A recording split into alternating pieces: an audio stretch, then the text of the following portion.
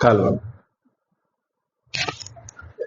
આત્મજ્ઞાનના 20 મૂલ્યો આપ્યા છે, જેના ઉપર ચર્ચા ચાલે છે. આત્મજ્ઞાનનું મેરિટ જે ભગવાનના મુખેથી કહેવાયું છે. ભગવાન શંકરાચાર્ય અને આપણા ઉપનિષદો કહે છે કે દેહાભિમાન ગલિતે વિજ્ઞાતે પરમાત્મને. દેહાભિમાન ઓગળી જાય તો તે પરમાત્મા વિજ્ઞાતે. પછીની સ્થિતિ છે યત્ર યત્ર મનોભાતિ તત્ર તત્ર સમાધિ. જ્યાં જ્યાં વૃત્તિ જાય છે ત્યાં અધિષ્ઠાનનું જ્ઞાન કરીને વિરમી જાય છે. અંદર જાય તો આમાં, બહાર જાય તો. વૃત્તિ કોઈ આકારે બની ના શકે, વૃત્તિ વિરમી જાય છે. પણ દેહાભિમાન ગલિતે, તો દેહાભિમાન ગળી જતા. હવે આ દેહાભિમાન શબ્દ આપણે બહુ વાપર્યો છે, પણ આવા કુલ આપણા 5 દેહ છે. વર્ષોથી કહેવાય રહ્યું છે 5 દેહ છે. 5 દેહ. વેદાંતની ભાષામાં કહેવું હોય તો 5 આવરણ છે. અન્નમય કોષ, મનોમય કોષ, પ્રાણમય કોષ, આનંદમય કોષ અને વિજ્ઞાનમય કોષ. કોષનો અર્થ થાય છે આવરણ. ડુંગળી હોય એમાં ડુંગળીનું પહેલું પડ, બીજું પડ, ત્રીજું પડ, ચોથું પડ, 5મું પડ કાઢો અંદરથી. બધા પડ કાઢી નાખો. 6ઠું આવડું બચ્ચું નીકળે, ડુંગળીનું બચ્ચું. તો એવી રીતે આ 5 પડ, 5 કોષ, 5 આવરણ. તો આમાંથી અભિમાન એટલે આમાંથી તમને તમારું જે માપ દેખાય છે તે બાધિત થઈ જાય. એ પરમાત્મા તત્વ વિજ્ઞાતા પદ અને એમાં સ્થિતિ થઈ જાય એમ કે છે. તો સ્થૂળ શરીર છે, જુઓ અન્નમય કોષ. અન્ન વડે બન્યો છે, અન્ન વડે પોષાયો છે. કાલે દાળ ભાત શાક રોટલી હતી, આજે શરીર બની ગયું છે. કાલે એનું નામ ઘઉં હતું, પણ આજે આ સ્થૂળ શરીર બની ગયું છે. આ સ્થૂળ શરીર જ્યાં ક્રિયા થઈ રહી છે, અન્નમય કોષમાં ક્રિયા છે. બીજો એક મનોમય કોષ છે, જેમાં વાસનાઓ પૂરે છે. સ્વપ્નનું શરીર છે, વાસનાઓ પૂરે જાય છે. બીજો એક પ્રાણમય કોષ છે, જેમાં ઈચ્છાઓ પૂરે છે. જેમ રાતે સૂઈ ગયા છો તો આ પ્રાણમય કોષ સક્રિય થયો છે સુષુપ્ત અવસ્થામાં, અને જે પ્રાણ આવજા કરે છે એમાં ઈચ્છાના બિયા છે. સવારે ઉઠીને આ કરવું છે, આ કરવું છે, આ કરવું છે, આવા બિયા પૂરી જાય છે. આ પ્રાણમય કોષમાં ઈચ્છા છે. આનંદમય કોષ એટલે એ આનંદમય કોષમાં એ પણ એક આવરણ છે. વિષયાનંદથી લઈને, સમાધિના આનંદથી લઈને, બ્રહ્માનંદથી લઈને કોઈ પણ પ્રકારનો વિધેયાત્મક આનંદ છે. આ ચોથા શરીરમાં છે. એટલે અન્નમય, પ્રાણમય, મનોમય અને આનંદમય કોષ. આનંદમય કોષમાં છે કોઈ પણ પ્રકારનો આનંદ આવે છે. જો જલેબી ખાધીને જે આનંદ આવ્યો, આ ચોથા શરીરમાં એટલે આનંદમય કોષમાં. આનંદમય કોષ પણ એક આવરણ છે. ઠીક છે, લાંબુ જવાય એવું નથી, વિગીતાના પ્રવાહમાં છું. પણ આનંદમય કોષના પાછળ એક કોષ છે જેને વેદાંત કહે છે વિજ્ઞાનમય કોષ. તો વિજ્ઞાનમય કોષ શું છે? હું એ અખંડ શુદ્ધ બ્રહ્મ છું, જેને 15મા અધ્યાયમાં ભગવાન પુરુષોત્તમ કહેવાના છે. આ પ્રકૃતિ અને પુરુષથી ઉત્તમ તેવું, આત્મા અને અનાત્માથી ઉત્તમ તેવો પરમાત્મા, આ જાણવાના વિષય અને જાણનારાથી ઉત્તમ તેવો વિજ્ઞાતા હું છું. એ વિજ્ઞાતામાં જે જ્ઞાન વૃત્તિનું ફૂરણ પૂરે છે, એ જ્ઞાન વૃત્તિનું ફૂરણ એ ના પૂરે તો હું તો છું. પણ જેવું જ્ઞાન વૃત્તિનું ફૂરણ પૂરે છે અને મને મારામાં જ્ઞાતા પણ લાગે છે, ક્ષેત્રજ્ઞ. આ પહેલામાં પહેલો વિજ્ઞાનમય કોષ છે. ઉઠતું જ્ઞાન જ મને આવરણ કરી ગયું. પછી એ ઉઠતું જ્ઞાન જ ક્ષેત્ર છે અને એના માપમાં હું ક્ષેત્રજ્ઞ થઈ ગયો. પ્રથમ પહેલું મારામાં જે આવરણ છે તે વિજ્ઞાનમય કોષ છે. બાકીનાની ચર્ચા આ અધ્યાયમાં નથી. આ ક્ષેત્રજ્ઞપણું છે. આ જે તમારામાંથી ઉઠતું જે જ્ઞાન છે એ તમને આચ્છાદિત કરી દે છે. જેમ પાણીમાં લીલ પેદા થાય છે કૌશિકભાઈ, ને પાણી ઢાંકી દે છે. સૂરજમાંથી વાદળ પેદા થાય છે અને સૂરજને ઢાંકી દે છે. એમ ચિદાનંદ વિજ્ઞાન ઘન પ્રજ્ઞાન ઘન તે શુદ્ધ બ્રહ્મા જ્ઞાન વૃત્તિનું પૂરણ પૂરે છે અને મારી અખંડતાને, મારી અદ્વિતીયતાને, મારી બ્રહ્મતાને, મારા પુરુષોત્તમપણાને, મારા પરમાત્માપણાને, મારા વિજ્ઞાતાપણાને જાણે કે ઢાંકી દે. માટે આના વિજ્ઞાનમય કોષ કહે છે. અજ્ઞાન નામની કોઈ વસ્તુ નથી. આ જ અજ્ઞાન છે. ઉઠતું જ્ઞાન જ આચ્છાદિત થઈ જાય છે. તો કોઈ જ્ઞાન નથી ઉઠ્યું એ વખતે મારું સ્વરૂપ હે છે, હે મેરા હોના.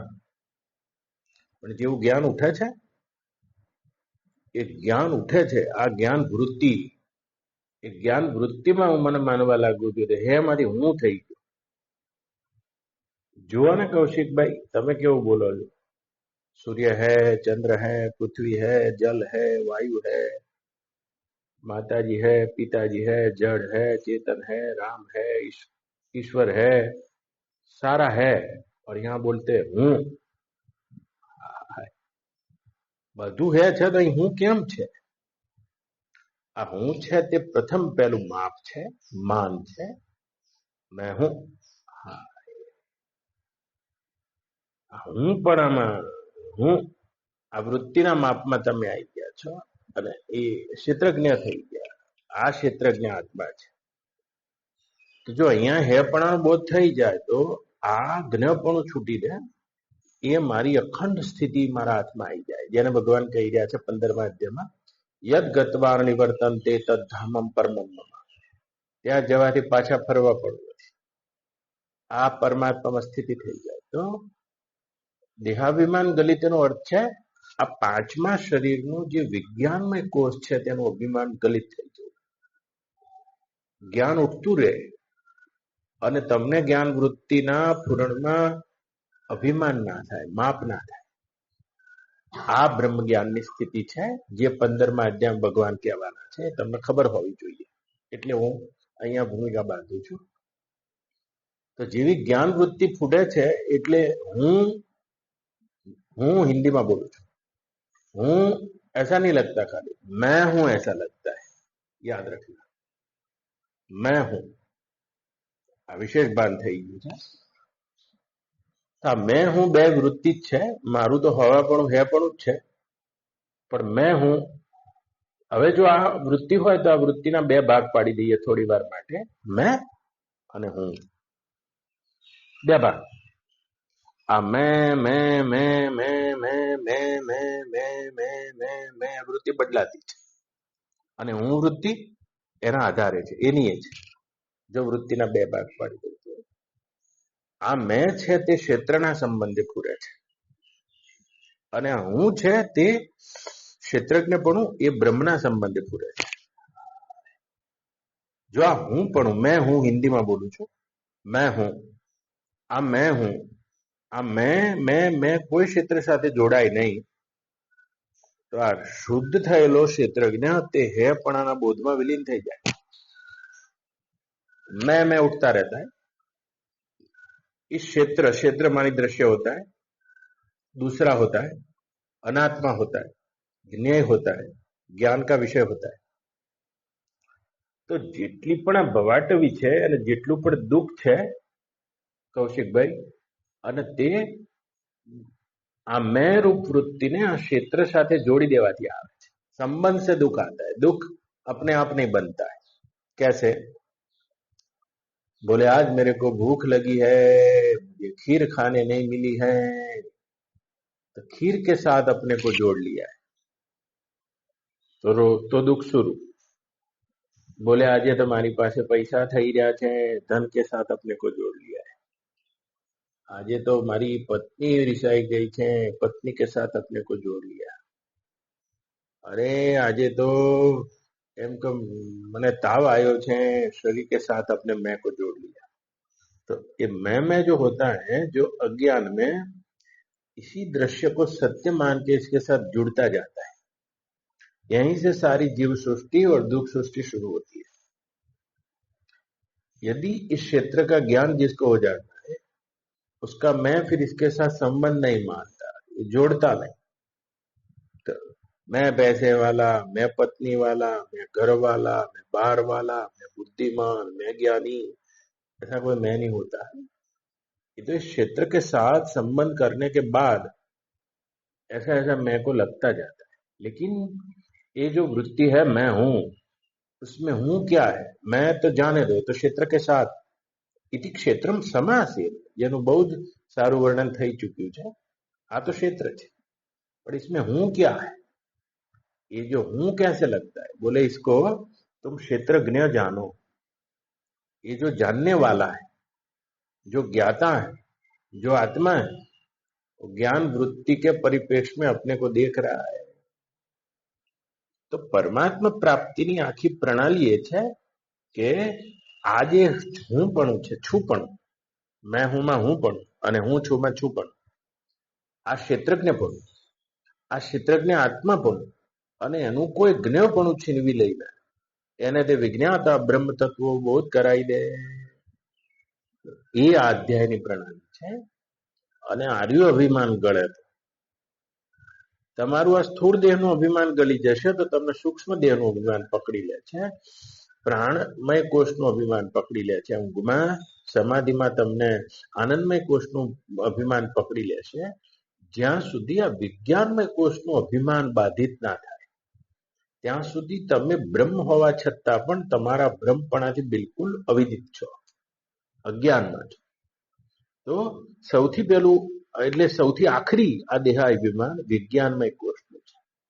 કોઈ જ્ઞાન ઉઠતું નહીં હોય તો હું નહીં હોઉં, અને એ જોવા માટે આ 13મો 14મો અને 15મો અધ્યાય છે। અદ્ભુત બ્રહ્મ વિદ્યાનો આ અધ્યાય, જેને જોજો કાલે કહેતો તો બધા કોઈ સાક્ષી થઈને ફરતા હોય છે, કોઈ જ્ઞાતા થઈને ફરતા હોય છે। તમને સાક્ષી બનાવવા માટે વેદાંત નથી, તમને જ્ઞાતા દ્રષ્ટા બનાવવા માટે પણ વેદાંતો નથી।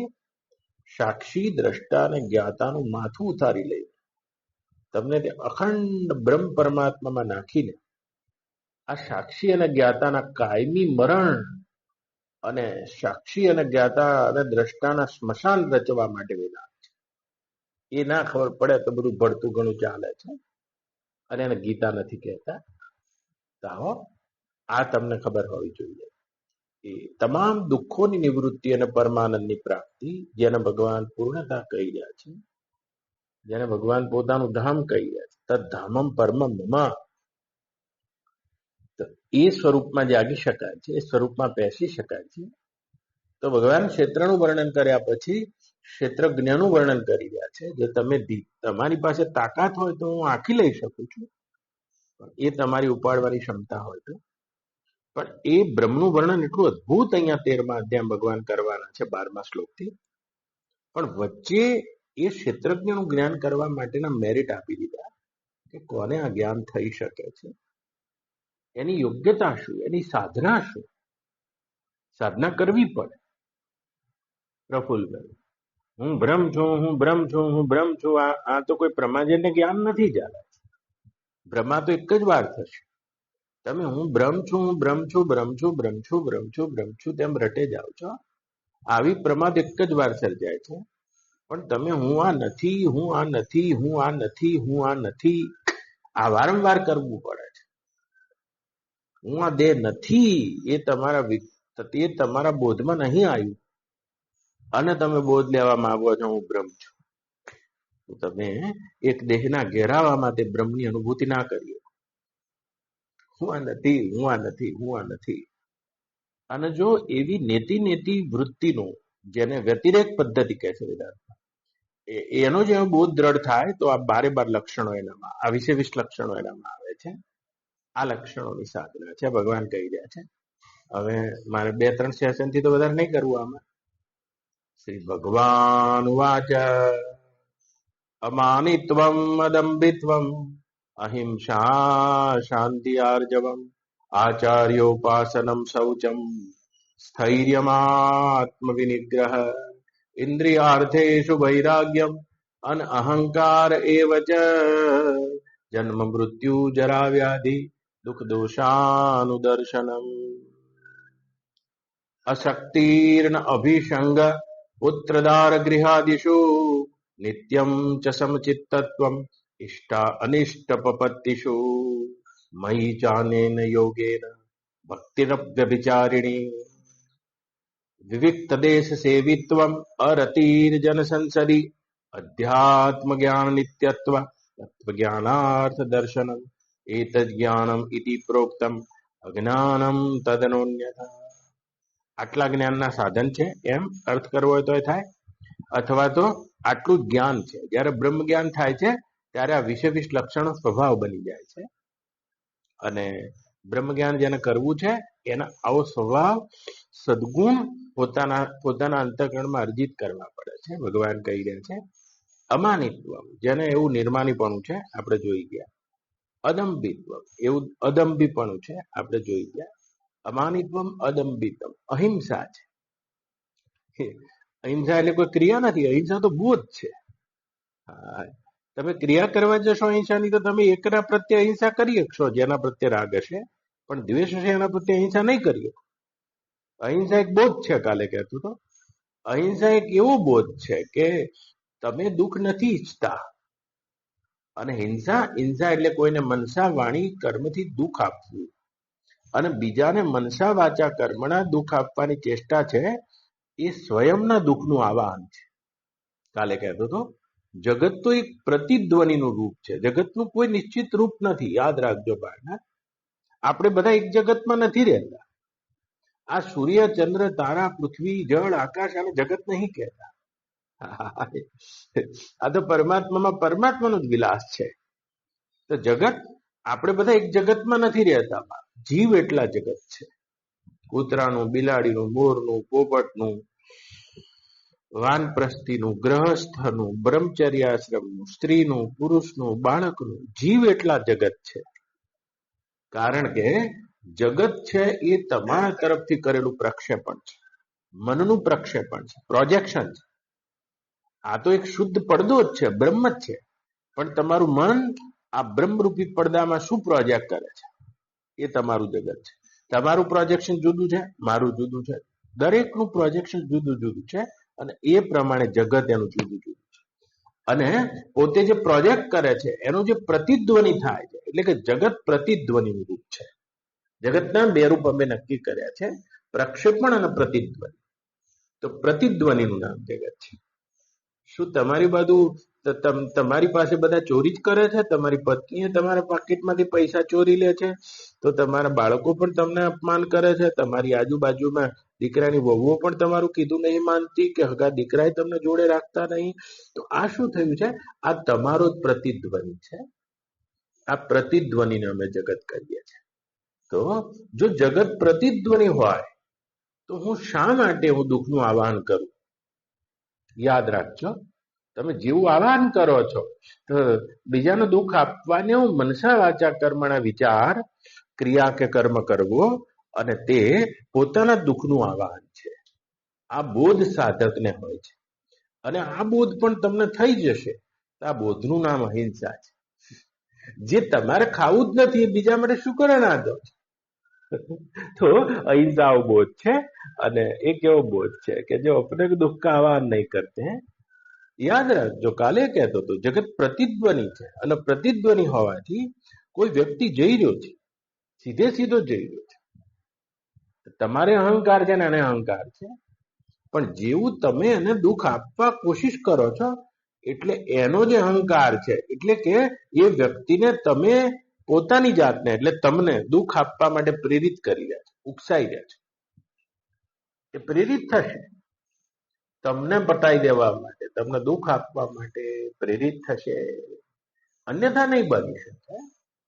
જંગલમાંથી જતા રહો, સિંહની બાજુમાંથી પસાર થઈ જાઓ, સિંહ તમારી સામે નહીં જોવે, પણ તમે કોઈ પણ રીતે ભય પામીને, ભય પમાડીને અહંકારને પ્રેરિત કરી રહ્યા છો. નહીં તો અમે એવું માનીએ છીએ કે અહિંસા એક બોધ છે. કારણ કહી છે અહિંસા શાંતિ એટલે ક્ષમા, અને આ ક્ષમા પણ બોધ છે. આ ક્ષમા પણ બોધ છે. બોધ, ક્ષમા પણ કોઈ ક્રિયા નથી. જો તમે ક્ષમા ક્રિયા કરવાના હોય તો આ ક્ષમા નામની ક્રિયા તમે કોકને ક્ષમા કરી શકશો અને કોકને નહીં કરી શકો. તો ક્ષમા છે એ પણ આપણી બ્રાહ્મણ સંસ્કૃતિમાં બોધ છે. કેવો બોધ છે? દરેક સાધકને પોતાના વ્યક્તિત્વની મર્યાદા ખબર હોય છે. શું તમારામાં કદી કામ વૃત્તિ ઊભી થઈ છે, ક્રોધ વૃત્તિ ઊભી થઈ છે, લોભ વૃત્તિ ઊભી થઈ છે? શું તમે એવું આત્મનિરીક્ષણ કર્યું છે કૌશિકભાઈ કે પ્રત્યેક આત્મનિરીક્ષણમાં તમને તમારા અંતઃકરણમાં દોષ વધારે કે ઓછા દેખાય છે? અને જેને પોતાના દોષ અને મર્યાદાનું ભાન છે એ બીજાના દોષ અને મર્યાદા ઉપર ક્રોધ ધારણ નથી કરતા, એ ક્ષમા કરે છે. આ ક્ષમાનો ભાવ કરે છે કે જેવું મારામાં છે એવું એનામાં છે, બસ. અને આ મારામાં છે આમ કહેવાય નહીં, ગીતામાં સંગત નથી, પણ કહેવું જોઈએ કે ભલે ક્યાંથી પણ પ્રસંગ લખાયો હોય પણ ગમે છે. બાઇબલનો નવો કરાર નાના હતા ત્યારે વાંચતા હતા, અને જયારે ઈસા મસીહ નીકળતા હતા અને તે વખતે એક વેશ્યા હતી અને એને બધા પથ્થર મારતા હતા. ઈસાની આ શિષ્ય, ઈસા મસીહની બા, અને બાઇબલનો નવો કરાર વાંચ્યો હતો. બધા આવા નાના નાના પ્રસંગો છે એમાં. બધા વેશ્યાને મારતા હતા, એમાં ઈસુ આવ્યા અને ઈસાએ કીધું રહેવા દો, મારો નહીં. બોલે કેમ ના મારી, આને ગુનો કર્યો છે, આ પાપીની સ્ત્રી છે. એટલે બાઇબલમાં એક બહુ સારો પ્રસંગ ઈસાએ કીધું કે મારો પથ્થર, પણ આને પહેલો પથ્થર એ મારશે આ ટોળામાંથી જેને કદી મનસા વાચા કે કર્મણા કોઈ પણ પ્રકારે વ્યભિચાર ના કર્યો હોય, એવો નિષ્પાપ વ્યક્તિ આને પથ્થર મારવાનો અધિકારી છે. વાત બહુ ટૂંકી છે, પણ મારા બાળ માનસમાં બહુ અસર થઈ હતી આની. વાત ઘણી ટૂંકી છે. તો ક્ષમા છે ને, ક્ષમા એ અનંત જીવ દશામાં જે તરંગો આવી રહ્યા છે એ તરંગોને કોણ અટકાવશે? જેમ તમે ભૂલ કરી, મેં તમને દંડ દીધો છે,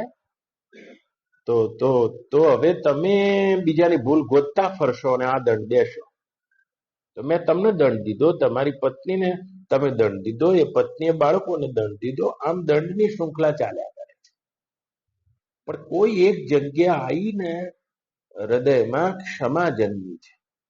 આ દંડ નામની જે વૃત્તિ છે બ્રહ્માંડમાં ફર્યા કરે છે, પણ કોઈ એક જગ્યા આવીને જ્યાં ક્ષમાનો પ્રાદુર્ભાવ થાય છે, આ તરંગ અટકે છે. આ સંસારની શૃંખલા અટકાવવા માટેના ગુરો છે. દંડ આપવો બહુ સહેલો છે, અને દંડ આપવામાં કોઈ વીરતા નથી. ક્ષમા વિરસ્ય ભૂષણ, વીરતાની એ અતિમાં અતિ કહેવામાં આવી ક્ષમાને. અને ક્ષમા કોઈ ક્રિયા નથી, ક્ષમા કોઈ એવો સદગુણ નથી જે લાવવાનું છે. ક્ષમા એટલે પોતાની મર્યાદાનું ભાન છે, પોતાની મર્યાદાનું ભાન. અને આપણને સ્વયં પોતાની મર્યાદાનું ભાન નહીં હોવાના કારણે અન્યમાં મર્યાદા દંડનીય લાગે છે. અને સ્વયંમાં જો મર્યાદા પોતાના અંતઃકરણમાં જે ક્ષણે દેખાઈ જાય છે બાળનાથ, અને તે વખતે કોઈ પણ મર્યાદા એ દંડનીય નથી લાગતી, અને હૃદયમાં જે શાંતિ રહે છે, અને આને ભગવાન કહે છે આવા સાધકને તે બ્રહ્મ જ્ઞાન થઈ શકે છે. શાંતિ શું કહે છે?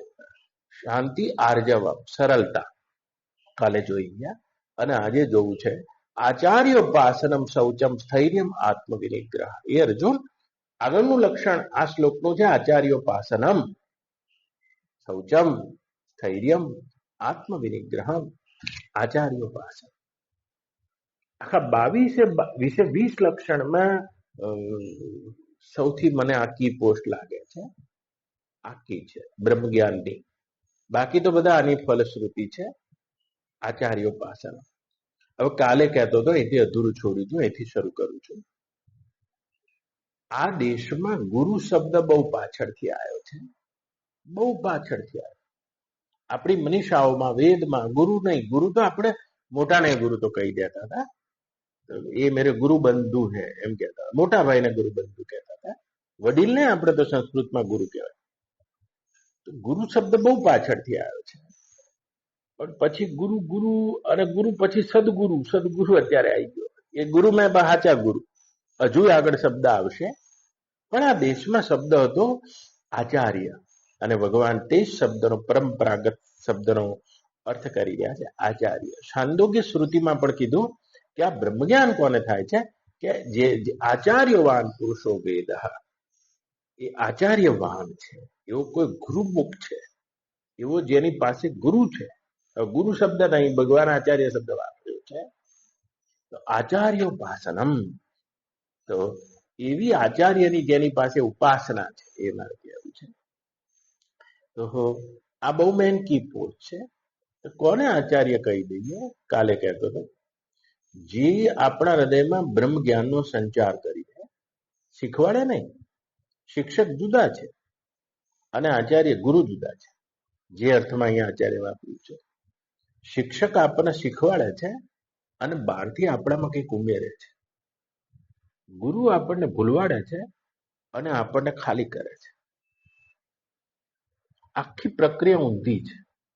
ब्रह्म ज्ञान में कुछ सीखना नहीं होता है, कुछ पकड़ना नहीं होता है, छोड़ना होता है.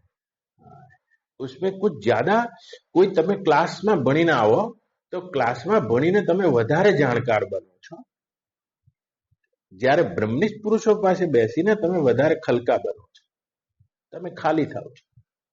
યાદ રાખજો, આચાર્યને ઓળખવાની રીત છે, जिसके पास બેસને છે આપણા અનંત જન્મોના સંકલ્પ વિકલ્પ કરવા માટે, આપણા ફૂરણો ખાલી થવા માટે, ભીતરની જાણકારી અને જાણકારીનું અભિમાન છું થઈ જાય અને ભીતર એવો ખાલી ખાલી અને ખાલીપા તરફ આપણને લઈ જાય અને ગુરુ કહે છે. તો આવા આચાર્ય, તો કે એની ઉપાસના તો પછી છે, પણ આ આચાર્ય કોણ? તો આપણી આખી બ્રાહ્મણ સંસ્કૃતિની મનીષાનો વિચાર કરીશું તો ભગવાન એક એવું તત્વ છે જેમાં માયાના 3 ગુણ નથી, પણ ઔદાર્ય, માધુર્ય, વાત્સલ્ય, જોજો ઔદાર્ય, વાત્સલ્ય, માધુર્ય, અનુગ્રહ, કૃપા અને એવા અનંત ગુણો તે પરમાત્મામાં નિત્ય વિદ્યમાન રહે છે. આ ગુણ બધા પરમાત્મા. તો કે પરમાત્માનો જે વાત્સલ્ય ગુણાકાર પામે, આ વાત્સલ્ય ગુણની મૂર્તિમંત સ્વરૂપ માતા છે. યાદ રાખજો, માતા બીજું કશું છે નહીં, પરમાત્માના વાત્સલ્ય ગુણનું સાકાર રૂપ પુત્ર માટે.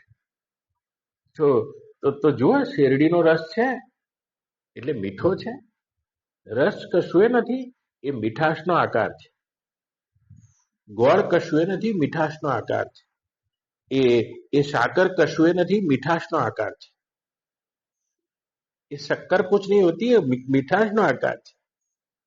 એવી રીતે માતા કશું એ નથી, પરમાત્મામાં રહેલા વાત્સલ્ય ગુણનો સગુણ આકાર છે. પિતા તો આખા જગતનું ભરણ પોષણ કરનારા પરમાત્મા છે, ભરતા. જેને ગીતામાં ભગવાન કહે છે, હું બધાનો ભરતા છું. એટલે ભગવાનમાં ભરતાપણાનું ગુણ છે, પણ આ ભરતાપણાનું સગુણ સાકાર રૂપ તે પિતા છે.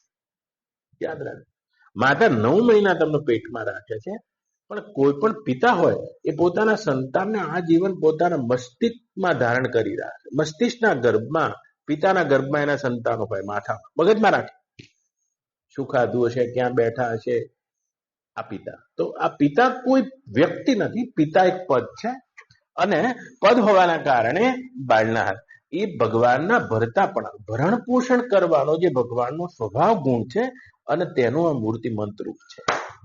એવી રીતે ગુરુ ભગવાન એ ભગવત તત્વમાં રહેલા અનુગ્રહનું, કૃપા ગુણનું, એટલે કે અનુગ્રહનું મૂર્તિમંત સ્વરૂપ છે. એના આચાર્ય કે છે, અને એ બધાની નસીબમાં નથી હોતા, અને એની ઉપાસના અહીંયા કહી રહ્યા છે. તો ઉપાસનાનો અર્થ આપણે એવો કરી દીધો છે કે એનો ફોટો લઈ જવો અને પૂજવો અને વગેરે વગેરે. ના, આવો અને કેટલાક ગોટાળા છે દૂર કરી દો. ઉપમાની નજીક હોતા है और आसन मानी बैठना. મોટા મોટી ઉપાસનાની પહેલી શરત છે આચાર્યની પ્રત્યક્ષ હાજરી જોઈએ છે. 2-4 શરતો છે, મારે કહેવી જોઈએ, બહુ લાંબુ ના થઈ જાય.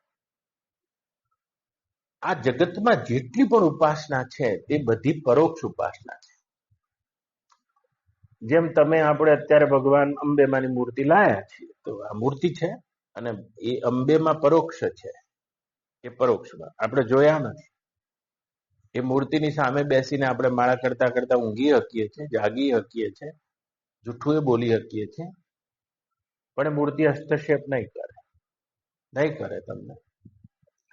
જગતમાં જેટલી પણ ઉપાસના છે, દાખલા તરીકે અગ્નિની ઉપાસના, તો અગ્નિ ભલે પ્રત્યક્ષ રહ્યો, પણ આ તો અગ્નિનું આદિ ભૌતિક રૂપ છે. અગ્નિનું એક આદિ દૈવિક રૂપ પણ છે.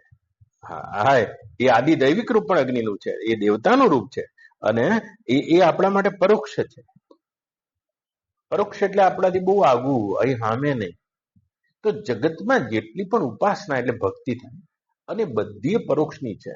મહાદેવની કરતા હોય તો રામની કરતા હોય તો શિવની કરતા હોય તો કૃષ્ણની કરતા હોય તો દેવીની કરતા હોય તો અને કોઈ પણ ઉપાસના તમે કરતા, જલાગ્નિ અને સૂર્ય, ભાગવતમાં કહે છે આ જળ, અગ્નિ અને સૂર્ય એવા પ્રત્યક્ષ દેવતાઓની ઉપાસના કરતા હોય, અને તો પણ તે પરોક્ષ છે. પરોક્ષ. આ એક આચાર્ય એટલે કે સદગુરુની ઉપાસના એવી છે જે પરોક્ષ નહીં ચાલે, એ પ્રત્યક્ષ છે. તો પરોક્ષ ઉપાસના નહીં ચાલે. મારા ગુરુ થઈ ગયા છે, મારા ગુરુનો આ ફોટો છે, એના ઉપાસના કશું કામમાં નહીં આવે. જે સમય હાજર છે અને એ વખતે આચાર્ય ઉપાસના છે. હાજર માલનો સોદો છે. તમારા બાપા તો પટિયાલાના રાજા હતા, પણ અત્યારે શું? એમ કાચી ભૂમિકામાં કોઈને ગુરુ મળી ગયા છે.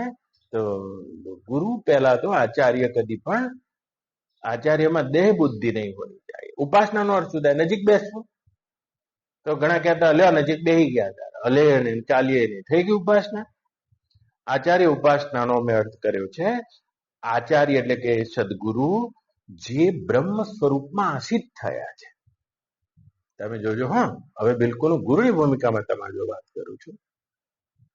આ જે તમને દેખાય છે હું નથી, જેનું હું વર્ણન કરું છું એ હું છું આટલા સમયથી, અને એમાં મારી નિષ્ઠા છે, એમાં મારું ઘર છે, એમાં મારી સ્થિતિ છે. તમને હું દેખાઈ રહ્યો છે હું નથી, હા, પણ જે તત્વનું વર્ણન કરું છું એમાં મારી નિષ્ઠા છે, એમાં મારી સ્થિતિ છે. અને તમારું પણ આસન અને સ્થિતિ એમાં થઈ જવાને આચાર્ય ઉપાસનનું છેલ્લું રૂપ કહે છે. હા, તો હવે આચાર્યની ઉપાસના કરવી છે. તો જ્યારે પણ ગુરુને દેહ જોવામાં આવે છે, અને તે વખતે ઉપાસના મોડી પડી જાય છે, એટલે તો આપણા દેશના ઋષિઓ લાયા તો અમે ગુરુ બ્રહ્મા, ગુરુ વિષ્ણુ, ગુરુ દેવો મહેશ્વરા, ગુરુ સાક્ષાત પર બ્રહ્મ એમ કે છે. સાક્ષાત એટલે બ્રહ્મ તો બધાનું પ્રત્યક્ષ સ્વરૂપ, અપરોક્ષ સ્વરૂપ જ છે, પણ એ અપરોક્ષ સ્વરૂપને પ્રત્યક્ષ જોવાનો મહિમા, સામે જોવાનો મહિમા. હા, તો ગુરુ અને ગુરુની નિષ્ઠા બ્રહ્મા હોય છે. એ પોતાનો દેહ નથી માનતા, એ પોતાને બ્રહ્મ જાણે છે. માટે ઉપાસનાનું પહેલું લક્ષણ છે ત્યાં પણ દેહ ના જોતા એમની જેમાં નિષ્ઠા છે તે જ બ્રહ્મને જોવા. ઉપાસનાની પહેલી નિષ્ઠા છે. દેહ જોવા ચૂકી જશે, એ ચૂકી જાય છે. એ જીવતા હોય તે વખતે દેહ પકડે છે, અને જતા રહ્યા પછી મોટો ફોટો લગાવે, મારા માથે ગુરુ છે. આ ઉપાસના નહીં કામમાં આવે. એટલે અમારા બાપજી બોલ્યા છે, એ જી ગુરુજી વેશ્યા તે વૈકુંઠ જાય, અરે રે સતીએ છેડા વાર્યા રે, મોતીડા પાણી ના મૂલ રે વેચાય, સંતોએ શોક પાડ્યા રે. હેજી ગુરુજી જાણવા જેવી જોને વાત, અને વાત છે બહુ ઝીણી રે, કરીએ કરવા માંડ્યો ઉત્પાત. કલીએ એટલે કલિયુગે નાખી છે બધે છીણી. બિલકુલ હાવ નાનો 8મા ધોરણમાં 10મા ધોરણમાં હતો ત્યારે આ ભજન ગાતો, મારા બા પૂછતા હતા કે આ કેવું? હેજી ગુરુજી વેશ્યા તે વૈકુંઠ જાય, અને સતીએ છેડા વાર્યા. એવું તો કઈ હોતું હશે યાર. વેશ્યા તે વૈકુંઠ જાય અને સતીને શેડો વારીને બેઠી છે, એટલે શું બા? ગુરુ જયારે હાજર હતા બા, અને ત્યારે ગુરુમાં દેહ જોયો, અને જેને ઉપાસના કે છે કરવા રહી ગઈ, અને ગુરુ જતા રહ્યા, અને તે વખતે મોટો ફોટો લઈને બેસી ગઈ છે. આને સતી કે છે શંકર મહારાજ. સતી થઈ ગઈ, અને આને શેડો વાર્યો. શેડો વારવાનો ગુજરાતીમાં અર્થ થાય છે કોઈ મરી જાય એટલે મોં વારવું.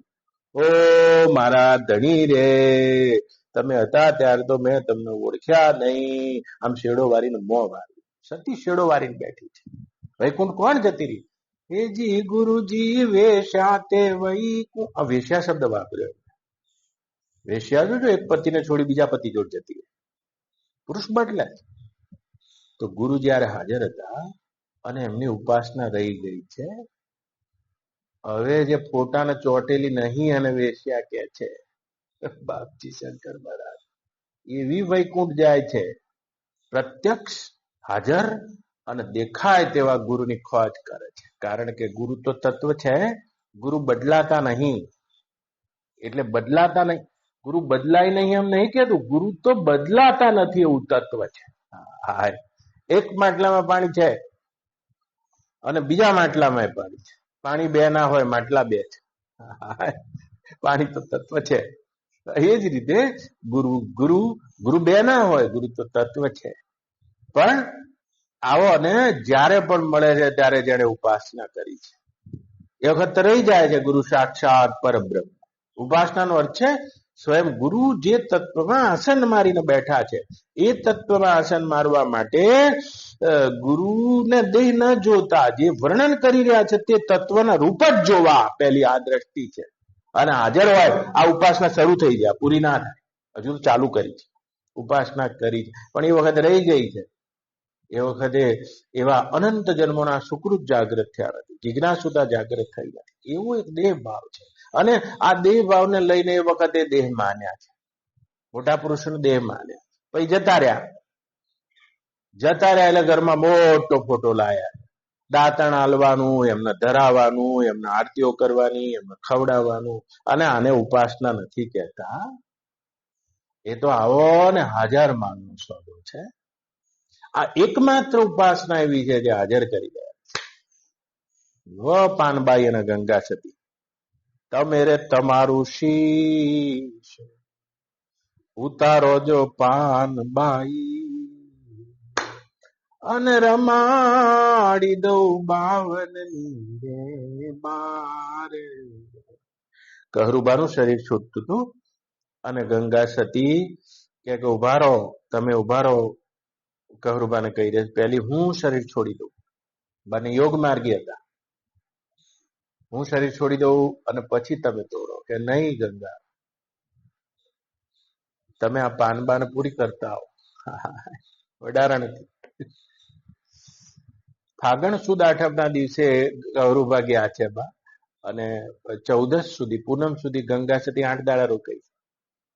8 જ દાડામાં પાનબા એને તો કશું ના કીધું. આ મારો ફોટો છે, પૂજ્ય ગુરુનો ફોટો તો કદી હૃદયમાંથી જાય જ નહીં. શું ફોટાની વાત કરો છો? ગુરુની ઉપાસના તો એ છે શિષ્ય આખો ગુરુ રૂપ જ થઈ જાય છે, અને આખો જેમ કીડો ભમરા રૂપ થઈ જાય છે તે રીતે. અને ત્યાં સુધી ના થઈએ ત્યાં સુધી શિષ્ય ગુરુ રૂપ થઈ જાય છે, બ્રહ્મરૂપ જ થઈ જાય. કારણ કે બ્રહ્મરૂપ જાણીને જ ઉપાસના કરી છે માટે. હા, અને એ ના થાય ત્યાં સુધી ઉપાસના અધૂરી બને. પણ હાજર હોય ત્યારે દેહ. અને જતા રહ્યા ભાઈ મોટો ફોટો લાયા છે. શું કર્યું કે મારા બાપજીને ઉઠાડ્યા, શું કર્યું કે મારા બાપજીને ધરાવ્યું, શું કર્યું કે મારા બાપજીને દાંતણ આવ્યું. શકોરું આને ઉપાસના નથી કહેતા.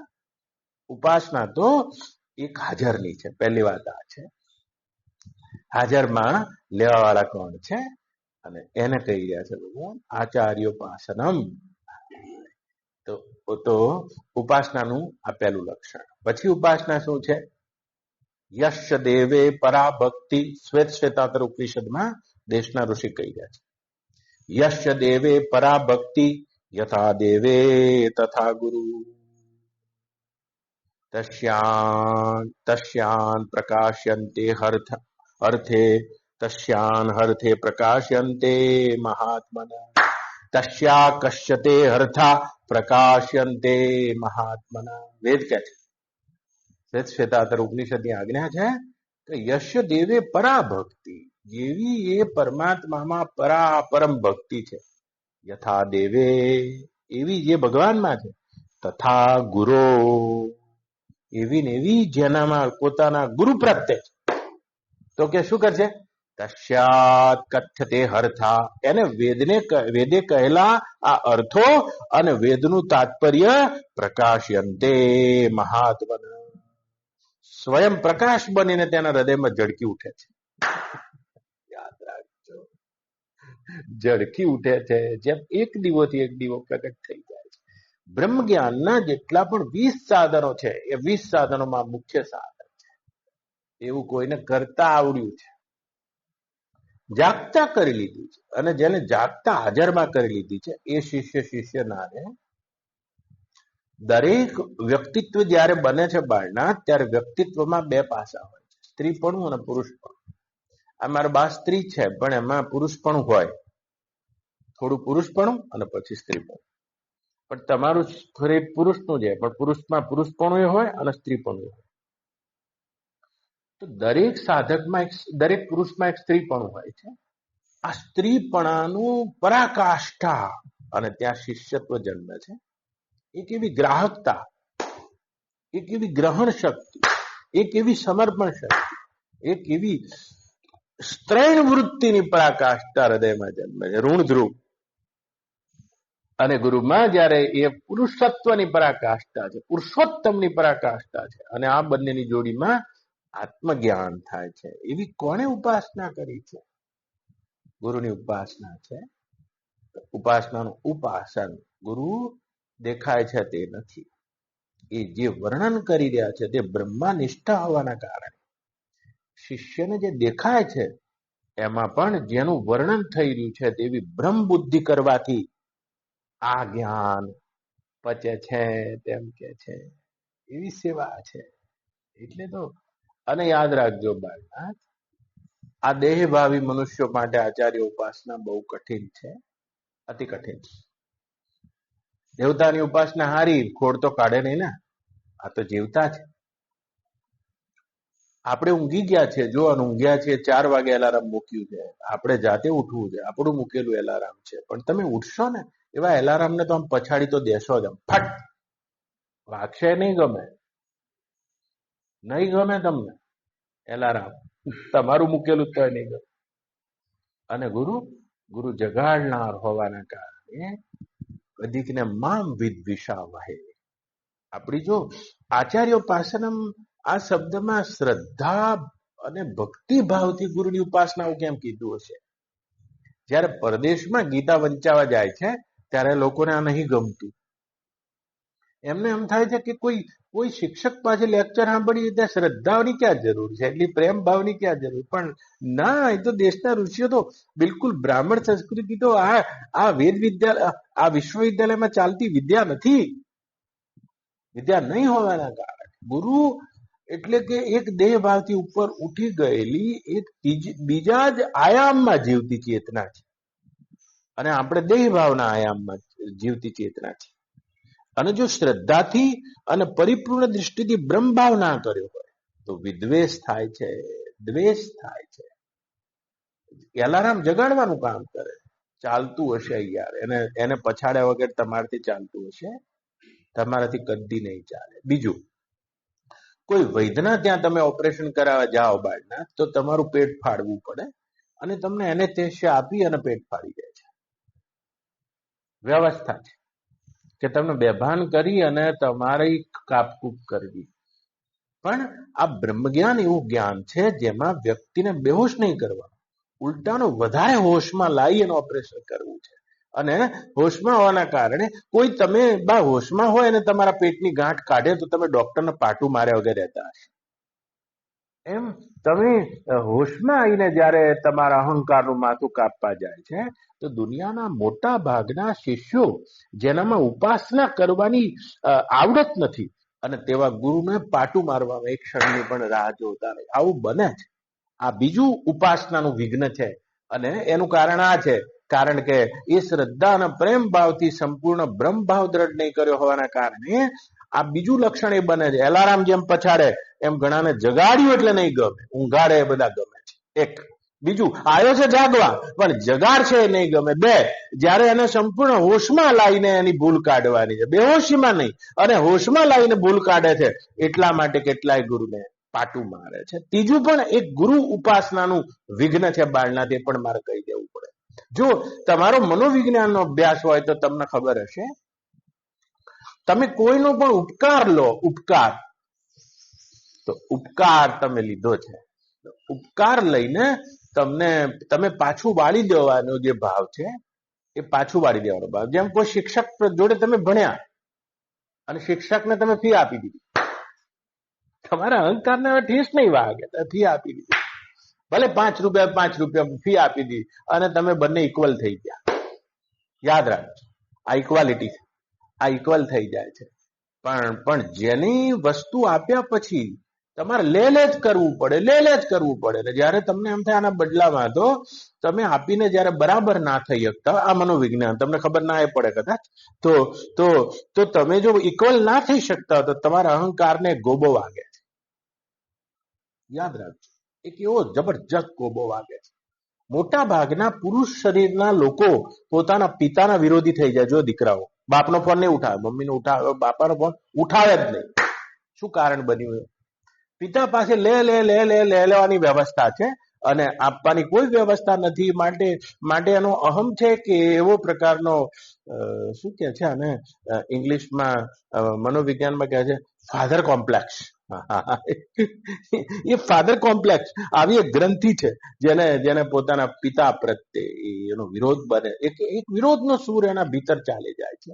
તો એ પિતાનું તો આપણે સ્થૂળ વસ્તુ હોવાના કારણે આપણે ચૂકવી શકીએ છીએ કે આપણને સાયકલ લઈ આલી દીધી તો આપણે એમને ફરવા લઈ જઈએ, પ્લેનમાં લઈ જઈએ, ધોતિયા લઈ જઈએ, બેસાડીએ ને. આ જો ઇક્વલમાં આવી જઈએ તો આપણો અહંકાર એટલો કોમ્પ્લેક્સ નહીં થાય, આપણે કર્યાનો ભાવ થશે. પણ ગુરુ તો જ્યારે આપણને માલ આપવા બેસે છે અને એમનો માલ જો આપણે આગળ ખોલે છે જ્યારે, અને તે વખતે જેનો શ્રદ્ધા પ્રેમ ભાવથી ઉપાસના નથી અને એનામાં આ ફાધર કોમ્પ્લેક્સનો જ વિસ્તાર છે, ગુરુદ્રોહ, બદલાવર કે આલી હકતા નથી. આ તો તોય કલયુગની ધારા છે બાળના. ભગવાન કૃષ્ણ તો સાંદીપનીના ત્યાં ભણવા ગયા તો શાંતિપનીએ વ્યવસ્થા કરી છે, ખાવાની, પીવાની, રહેવાની, ભણાવવાની.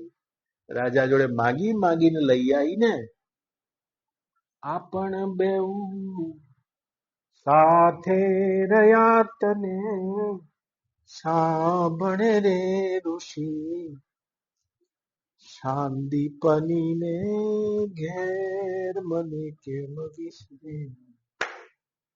સુદામાને પૂછી રહ્યા છે કે સુદામા ગુરુના ઘેર મળ્યા હતા તો આજે મળ્યા નહીં? આપણ બેઉ સાથે રહ્યા તને સાંભળે રે ઋષિ, શાંતિપનીને ઘેર મને કેમ વિસરે. અરે રે પાછલી રાત ના જાગતા તને સાંભળે રે હાજી, કરતા તા વેદની ધૂન મને કેમ વિસરે. આપણે 4 વાગે ઉઠીએ નહીં સુદામા? અને ગુરુદેવ 3 વાગે ઉઠીને શિપ્રામાં સ્નાન કરીને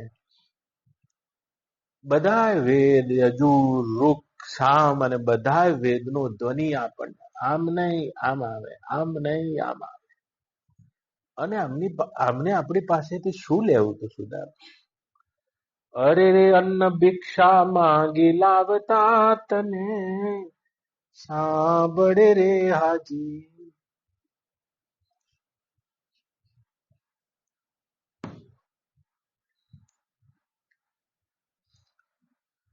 જમતા હતા 3 ભ્રાત મને કેમ વિસરે. ગુરુ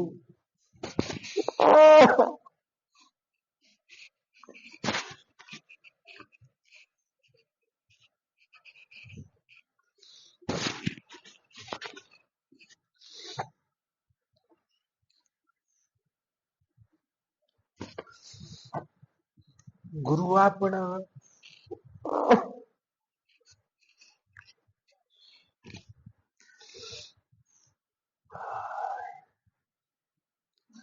ગામે ગયા તને સાંભળ રે હાજી,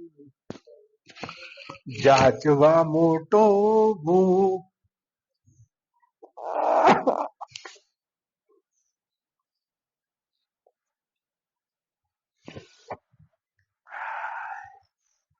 રાજા પાસેથી ભૂપ પાસે જાચીને બ્રાહ્મણના 6 કર્મો, યજ્ઞ કરવો, યજ્ઞ કરાવવો, અધ્યયન કરવું, અધ્યયન કરાવવું, દાન લેવું અને દાન દેવું.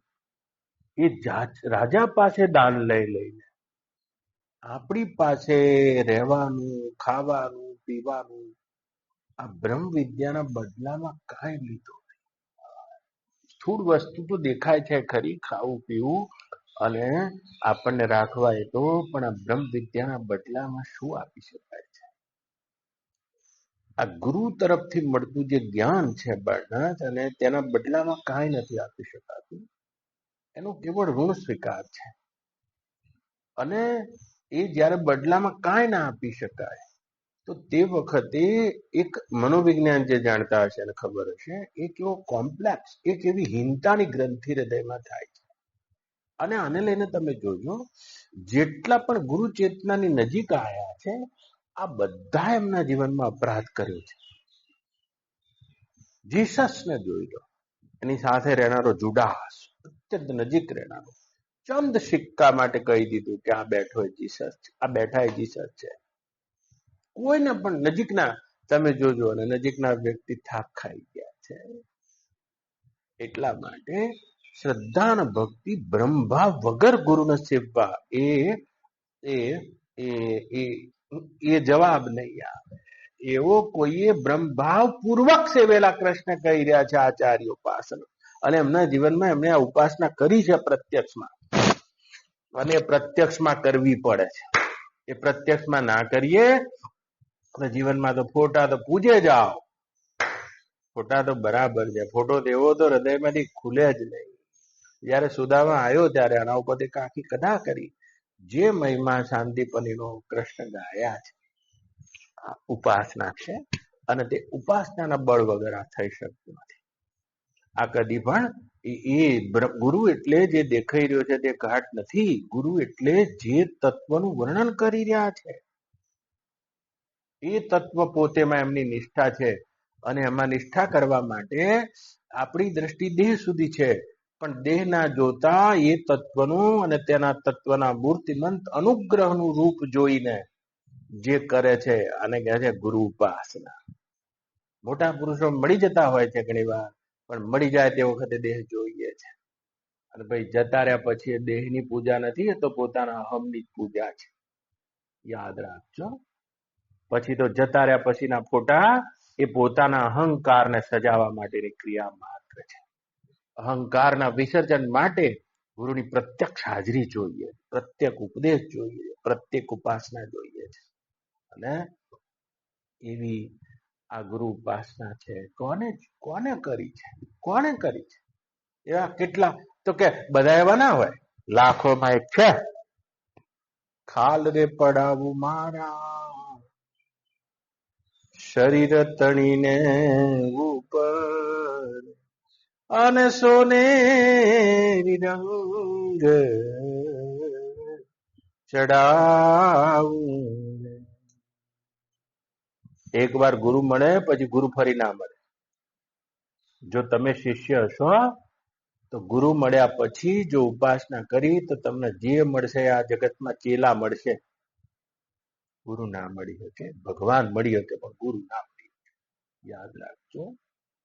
પણ ઉપાસના કરવાની રહી ગઈ હોય, કશું એ રહી ગયું, એ વખતે દેહ હતો ને પછી મોટો ફોટો બનાવીને ધરાઈ જાવ છો, જવાબ નહીં આવે. પ્રગટ ગુરુની ખોજ કરવાનું, ઉપાસનાનું જે તત્વ અહીંયા કહેવામાં આવ્યું છે એ તત્વને કોઈ અપનાવે છે. અને આને કહે છે આચાર્યોપાસનમ. ખાલ રે પડાવું મારા શરીર તણી ઉપર. યાદ રાખજો બાળ, કોલેજ કરો છો, MBBS કરો છો, ડિગ્રી લઈને બહાર નીકળી જાઓ. આ તો બધી વિશ્વવિદ્યાલયમાં ચાલતી ડિગ્રી છે. બ્રહ્મ વિદ્યા તો ગુરુ મળ્યા નદીને દરિયો મળવા બરાબર છે. બહાર નહીં નીકળી શકો, તમે શિષ્ય ના રહી શકો, હવે ગુરુ જ થઈ જશે. ઉપાસના આવડશે તો એવી ઉપાસના કે છે. અહીંયા જ્ઞાનેશ્વરી લઈને આવ્યો છું. મેં મારા જીવનમાં આ જ્ઞાનેશ્વરીના આચાર્યો પર્સનમાં જે ભગવાન જ્ઞાનેશ્વરે કીધી હતી એની સાધના કરી છે, અને એ પણ મારે કહેવી જોઈએ. બહુ પહેલા હું રાતોના રાતો બોલ્યો છું આ 13મા અધ્યાય. એ વખતે હું આમ હાથમાં નથી રાખી, મને એ વખત મેં મારા જીવનમાં આત્મસાત કરી. પણ આ બહુ કવિતાની ભાષા છે, એટલે અત્યારે મારી સ્મૃતિમાં નથી એના શબ્દો. આ મરાઠીમાં લગભગ 10મા ધોરણમાં મરાઠીમાં મને મળી હતી જ્ઞાનેશ્વરી.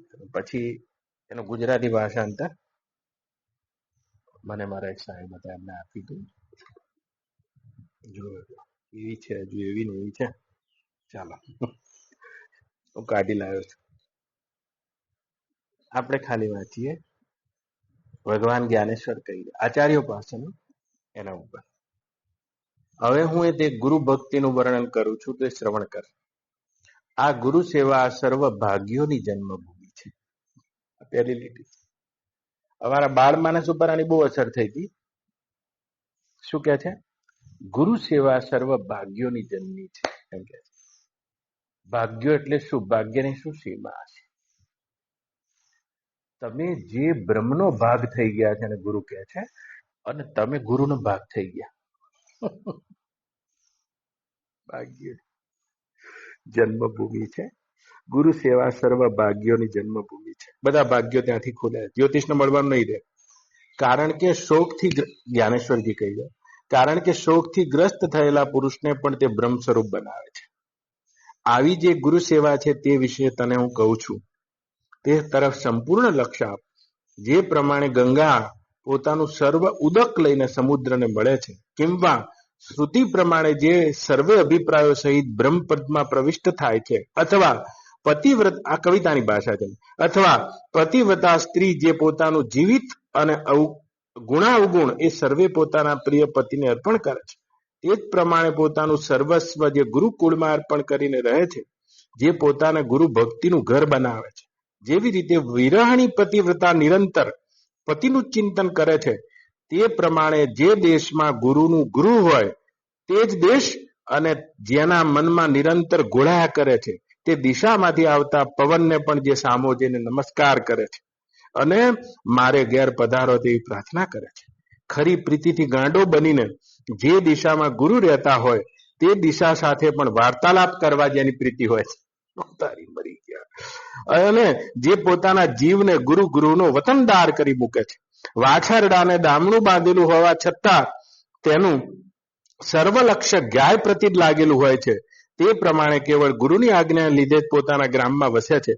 તથા જેને એમ લાગે છે કે આપણા ગળામાંથી આ ગુરુ આજ્ઞા રૂપી બંધન ક્યારે નીકળે અને ક્યારે ગુરુનો મેળાપ થશે, આવી ચિંતામાં જેને એક ક્ષણ પણ યુગ કરતા મોટી ભાસે છે, તેવામાં જો એમના ગુરુના ગ્રામમાંથી કોઈ આવે, એવા સ્વતઃ ગુરુ જ એકાદ મનુષ્યને મોકલે તો પણ તે મરેલાને નવું આયુષ્ય મળ્યું હોય તેવું લાગે છે.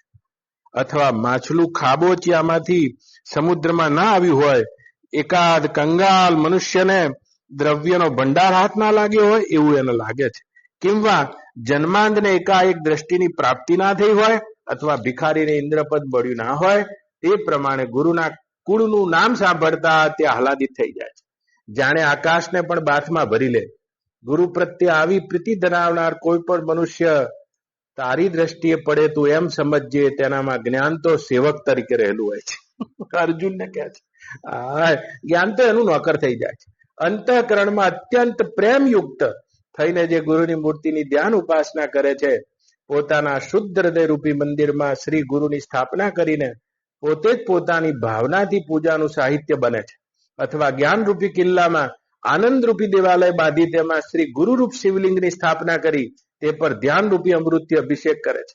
બોધરૂપી સૂર્ય ઉદિત થતા સાત્વિક બુદ્ધિરૂપી ટોપલી સાત્વિક દાવોથી ભરીને જે શિવરૂપી ગુરુને અર્પણ કરે છે. કવિતા છે. ઉત્તમ સમય એ જ શિવની પૂજામાં ત્રણે કાળ માની તેમાં દેહાભિમાન રૂપી ધૂપ બાળે છે અને જે જ્ઞાન રૂપી દીપકથી ગુરુ રૂપી શ્રી શંકરની આરતી ઉતારે છે. અખંડ ऐक्य रूपी नैवेद्य गुरुने समर्पण करी पोते पुजारी बने छे. गुरुने शंकर रूप मानीने जे तेनुं स्तवन करे छे अथवा पोताना अंतःकरणनी शय्या करीने गुरुने पोताना परमेश्वर मानीने जेनो तो भोग ले छे अने ए रीते प्रेमना योगथी जेनी बुद्धि भरपूर रहे छे. एकाद वेळा मनमा गुरु प्रत्येनी प्रीतिनो उभरो आवता ज तेनी क्षीराब्द विधि माने गुरु ध्यानथी उत्पन्न तरार सुखरूपी शेष शय्या पर गुरुए जाणे विष्णु ज निद्राग्रस्त थयेला होय અને તેના ચરણ સેવનારી લક્ષ્મી પોતે છે એવું તે સમજે છે અને ગરુડ પણ પોતે જ બની બે હાથ જોડી ગુરુ સમક્ષ ઉભો રહે છે અથવા પોતે ગુરુરૂપ વિષ્ણુની નાભીમાંથી ઉત્પન્ન થનાર બ્રહ્મદેવ બની ગુરુમૂર્તિના પ્રેમથી પોતાના મનમાં જે ધ્યાન સુખનો અનુભવ લે છે. કોઈ વેળા ભાવના બળથી ગુરુને માતા રૂપી કલ્પી દુગ્ધપાનના સુખનો અનુભવ થઈ ખોળામાં આલોટે છે. કિંવા હે અર્જુન, જ્ઞાન રૂપી વૃક્ષની નીચે ગુરુને જ ગાય માની પોતાને તેની પાછળ લાગેલો વાછરડો બને છે. ગુરુ કૃપાના સ્નેહ રૂપી ઉદકમાં રહેનાર મસ્તની ભાવના તે કોઈ વેળા કરે છે. ગુરુ કૃપા એ જ અમૃતની વૃષ્ટિ છે અને પોતે ગુરુ સેવક રૂપી છોડ છે. એવા જુદા જુદા સંકલ્પો જેના મનમાં ઉત્પન્ન થાય છે તેવાના પ્રેમની અગાધતા તો જુઓ. કોઈ વાર તે આંખ અને પાંખ વિનાનું પક્ષીનું બચ્ચું જ બની જાય છે અને ગુરુને પક્ષીણી બનાવી પક્ષીણી રૂપ માતાની ચાંચમાંથી પોતાનો ચારો ગ્રહણ કરે છે. કિંવા ગુરુ એ તારક છે એમ માની પોતે તેનો પાલવ પકડે છે. આ પ્રમાણે જેમ સમુદ્રમાં ભરતી આવવાથી તરંગો પર તરંગો ઉત્પન્ન થાય છે તે પ્રમાણે પ્રેમના બળથી ગુરુ ધ્યાનના અનેક પ્રકારો ઉત્પન્ન થાય છે. તેનામાં કેટલાકનું વર્ણન કરું છું. આવી રીતે ગુરુમતીના અંતરમાં ધારણ કરી જે ધ્યાન સુખનો આનંદ લે છે, હવે તે ગુરુની બાહ્ય સેવા કેવી રીતે છે તે સાંભળ. જ્ઞાનેશ્વરના ગુરુ નિવૃત્તિનાથ હતા. તે મનમાં એવો નિશ્ચય કરે છે કે હું ગુરુને આટલી ઉત્તમ સેવા કરું જેથી ગુરુ સંતુષ્ટ થઈને કઈ માગ એમ કહે. મારી શુદ્ધ સેવાથી ગુરુ પ્રસન્ન થાય ત્યારે હું એમ કહીશ, હે પ્રભુ, જેટલો આપનો પરિવાર છે અને જે આપની સેવા સામગ્રી છે તે સર્વરૂપ હું એકલો જ બની જાઉં અને આપની સેવા કરું એવો મને વર આપો. શ્રી ગુરુ કહેશે, ભલે તેમ થાવ. પછી હું તેના સર્વ પરિવાર બનીને તેમની સર્વ પ્રકારે સેવા કરીશ. તેમના ઉપયોગમાં આવે તેવી જે વસ્તુ તે પ્રત્યેક વસ્તુ હું જ બનીશ. ત્યારે જ ગુરુ સેવાનો ચમત્કાર મારી દ્રષ્ટિએ પડશે. ગુરુ કૃપા જો કે સર્વ ભક્તોની માતા છે તો પણ હું મારા શપથ આપીને મારી એકલાની જ માડી કરી લઈશ. ગુરુ પ્રેમને મારો સર્વ પ્રેમ આપી તેની સાથે એક પત્ની વ્રત ગ્રહણ કરીશ અને ગુરુની પ્રીતિ પાસે મારામાં જ વાસ કરાવીશ. આ લોભને લીધે અન્ય ક્ષેત્રોનો સંન્યાસ લેવડાવીશ.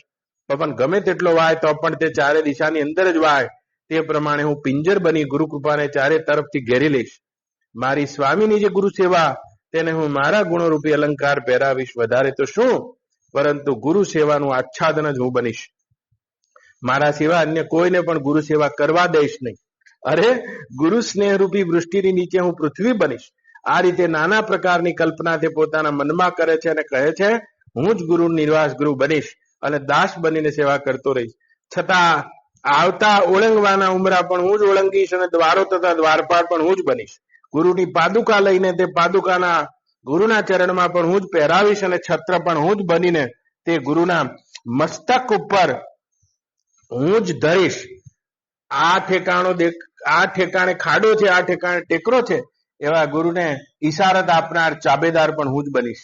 ગુરુ પર ચંબલ ઢોળવનાર અને ગુરુનો હાથનો આધાર આપનાર અને ગુરુની આગળના દોડનાર હજુરીઓ પણ હું જ બનીશ. જ્ઞાનેશ્વર, ગુરુની જારી હાથમાં ગ્રહનાર ચાકર હું થઈશ અને અંજલિ ભરવા માટે ગુરુને જળ પણ હું જ આપીશ. ગુરુની થૂંકદાની પણ હું બનીશ અને પાનદાની પણ હું બનીશ. ગુરુના સ્નાન પણ હું કરાવીશ અને આસન, અલંકાર, વસ્ત્ર, ચંદન આદિ સર્વે પદાર્થો પણ હું જ બનીશ. હું જ રસોઈયો બનીને ગુરુના ખાવાના પદાર્થો પીરસીશ. હું જ ગુરુની આરતી ઉતારીશ. ગુરુ મહારાજ ભોજન કરે તે વખતે હું તેની પંક્તિનો લાભ લઈશ. આગળ જઈને તેમને પાન બીડું આપીશ. ગુરુના અઠવાડ પણ હું જ કાઢીશ. ગુરુની સૈયા પણ હું જ જાડીશ. ગુરુની પાદ સેવા પણ હું જ કરીશ. ગુરુનું સિંહાસન પણ હું જ થઈશ અને ગુરુને આરૂઢ થઈને પણ આરૂઢ પણ હું જ કરીશ. આ પ્રમાણે સર્વ પ્રકારે હું ગુરુની સેવા કરીશ. જ્ઞાનેશ્વરજી કહી ચમત્કાર પ્રતિ ગુરુનું લક્ષ્ય થશે તે ચમત્કાર પણ હું બનીશ. ગુરુના શ્રવણ રૂપી રણમાં શબ્દોના અસંખ્ય સમુદાય પણ હું બનીશ અને જે સ્થળે ગુરુના અંગનો સ્પર્શ થશે તે સ્થાન પણ હું જ હોઈશ. શ્રી ગુરુના નયનો અને જે રૂપોનું પ્રેમથી અવલોકન કરશે તે સર્વ રૂપો હું જ થઈશ અને જે તેમની જીહવાને જે પદાર્થો ભાવશે તે પદાર્થો પણ હું જ બની જઈશ.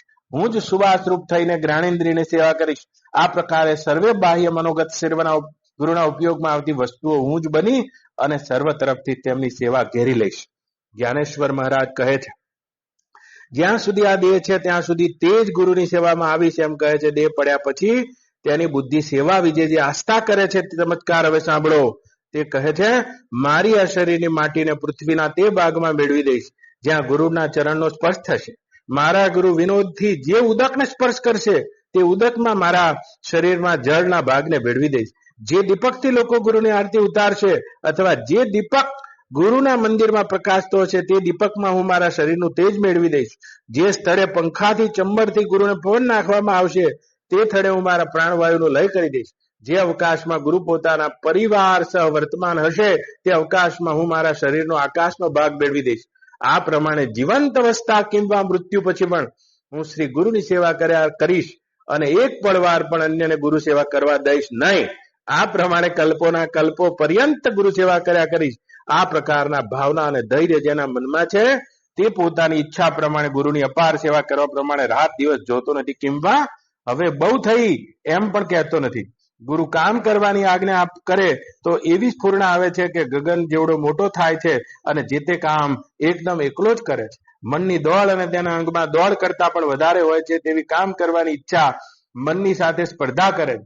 કોઈ પ્રસંગે તે ગુરુને ખેલને માટે પોતાના જીવિતને પણ ઓવારી નાખે છે. તે પ્રમાણે ગુરુની સેવાથી કૃશ થાય છે,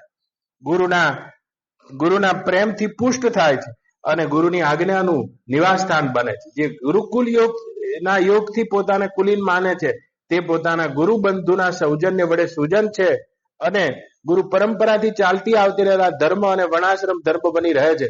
ગુરુની સેવા એ જ તેનું નિત્ય નૈમિતિક કર્મ બની રહે છે. ગુરુ એ જ તેનું ક્ષેત્ર છે. ગુરુ એ જ તેનું દૈવત છે. ગુરુ જ માતા, ગુરુ જ તેના પિતા છે. ગુરુ સિવાય અન્ય વસ્તુને ઓળખતો જ નથી. ગુરુ દ્વારા જ તેના માટે સર્વસ્વનો સાર છે. ગુરુ સેવક પર તે પોતાના સગા સંબંધી બંધુની પેટે પ્રેમ કરે છે.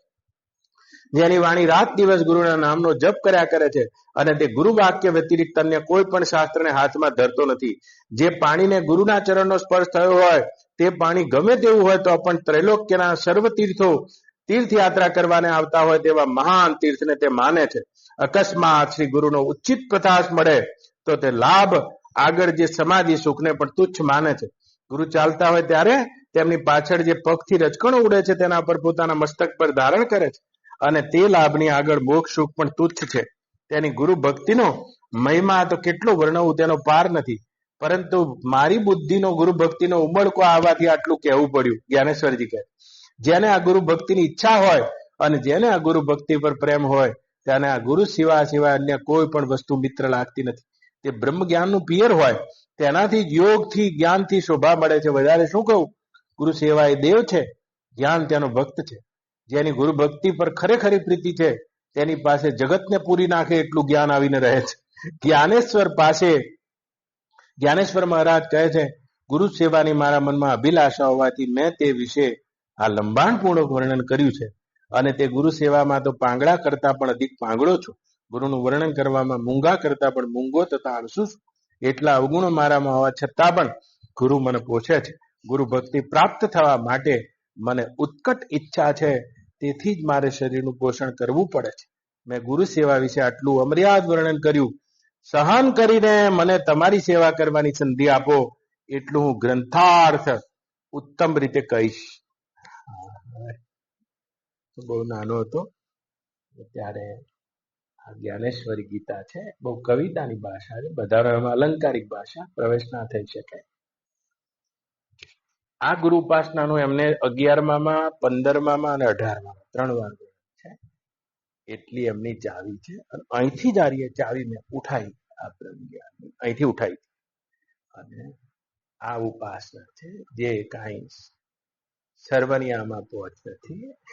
બધા આમાં જે સ્ત્રૈણ હૃદય છે અને એની આમાં પહોંચ છે ને ભગવાને યાદ કર્યા છે. આચાર્યોપાસનમ. પેલા ગામડામાં રહેતા હતા, ખબર છે? વૈદ તો 2 કિલોમીટર જઈએ ત્યારે વૈદ હાથમાં આવતો અને ઇન્જેક્શન લેવું હોય તો 10 કિલોમીટર ગોજારિયા જઈએ ત્યારે આવે. પછી તો શું ગુમડું થયું હોય તો ગામમાં ગાયજો ફાડી નાખે તો બીજા કોઈ એવા જાણકાર હોય ફાડે. આ તો આમ ડોકરી ગયું હોય તો કોક આમ તેલ ન વેલણ કરે, કોઈ ડોક્ટરો નહીં ને. એવા જમાનામાં મને યાદ છે, ઉંમર મારી નાની હતી, 80-81 ની સાલ હતી. વખતે મારા બાપુજી એક અમૃત ધારાની બોટલ લાયા હતા. તમે જોઈ છે? એ અમૃત ધારા ચાલતી હતી. 108 રોગોની એક જ દવા. શરદી થાય તો અમૃત ધારા, ઝાડા થાય તો અમૃત ધારા, અપચો થાય તો અમૃત ધારા, બરી જાય, માથું દુખે તો અમૃત ધારા. ડોક્ટર ના હોય એટલે અમૃત ધારા. બીજું શું? એ કેવી કાઢી હતી અમૃત ધારા આવડી બોટલ. 81 માં 82 માં મેં જોઈ ગયા. બધા મારી લેવાય. પછી બહુ આગળ વધતા વધતા હારી મને ખબર પડી ગઈ કે આ ગુરુની ઉપાસના છે એ અમૃત ધારા છે, બધા રોગોની એક જ દવા. અને ભાગવત વાંચતો તો એ દાડે યુધિષ્ઠિર ને નારદજી પૂછે, નારદજી યુધિષ્ઠિર ને પૂછે 7મા સ્કંદમાં 14 પ્રશ્નો કર્યા છે. એના ઉપર એક આખી કથા કોટદાર કરીશ કે હે નારદજી, કામ કેવી રીતે દૂર થાય સંકલ્પનો ત્યાગ કરવાથી, આમ ટૂંકા જવાબ આલ્યા છે. ક્રોધ કેવી રીતે દૂર થાય કામનાને વશ કરવાથી.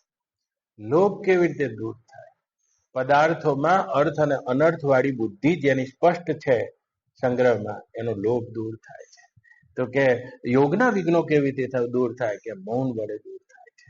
તો કે મનની શુદ્ધિ કેવી રીતે થાય કે ધ્યાન વડે થાય. આવા કુલ 14 પ્રશ્નો છે. તો કે આ બધું ના કરવું હોય તો એતત સર્વે ગુરુ ભક્ત્યા. નારદજી આ બધું એક અંગાત ના કરવું હોય, આ ભાગવતનો શ્લોક છે. નારદજી કહી રહ્યું યુધિષ્ઠિર, એતત સર્વે ગુરુ ભક્ત્યા. અને એ દાડે મને ખબર પડી કે હારી અમૃત ધારા અહીં પડી. અધ્યાત્મની હારી અમૃત ધારા છે. અને ભાગવતના 7મ સ્કંદમાં પાના ભરીને વર્ણન છે. એમાં નારદજી દો ટૂક કહી કે આ બધું જુદું જુદું ના કરવું હોય તો એ તત્ સર્વે ગુરુ ભક્ત્યા. આ જ્ઞાનેશ્વરજી છે. 22 વર્ષના જ્ઞાનેશ્વર ને 1400 વર્ષનો ચાંગદેવ હતો. દર્શન કરવા આ બધા નિવૃત્તિનાથના ચેલા. આ હા હા, 4 જ્ઞાનેશ્વર, મુક્તાબાઈ, જનાબાઈ અને નિવૃત્તિનાથ, 4 જણા એક જ ગુરુના ચેલા. એમના પિતા સંન્યાસ લીધો અને બ્રાહ્મણ હતા, પણ સંન્યાસ લીધા પછી ગુરુએ કીધું ઘેર જાઓ, લગ્ન કરો. ગુરુની આજ્ઞા લઈને આયા. 4 બાળકો થયા. 4 બ્રહ્મનિષ્ઠ. એમાંના જ્ઞાનેશ્વર, મરાઠીમાં જ્ઞાનેશ્વરી. કોઈને કવિતા આવડતી હોય તો ગમે વાંચવું, ગમે નહીં એવી કવિતાની ભાષામાં. અને આવો મહિમા કર્યો છે. એ 20 લક્ષણોમાં આચાર્યો પાસે અમૃત ધારા છે. ઓમ પૂર્ણમદ પૂર્ણમિદમ પૂર્ણાત પૂર્ણમુદચ્યતે પૂર્ણસ્ય પૂર્ણમાદાય પૂર્ણમેવાવશિષ્યતે. ઓમ શાંતિ શાંતિ શાંતિ. હરિ ઓમ. શ્રી ગુરુભ્યો નમઃ. રવિવારીમાંથી હું લાવ્યો હતો ને.